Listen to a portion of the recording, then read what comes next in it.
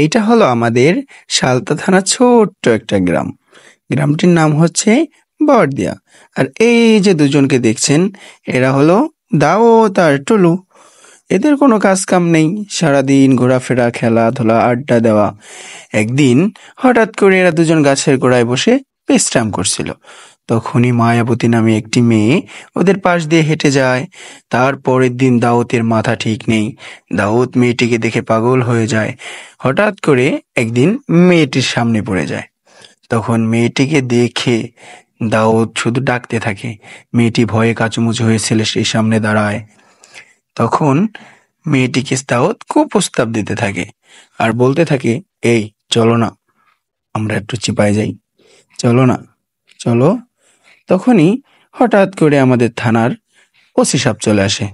আসার পরে দাউদ দাউদ তো ভয়ে কাঁপতেছে কাঁপতেছে কাঁপতেছে।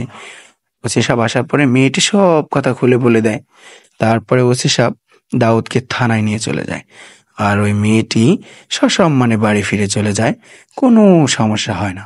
তো এতে আমরা বুঝতে পারলাম যে অন্যায় কাজের কখনো ক্ষমা হয় না।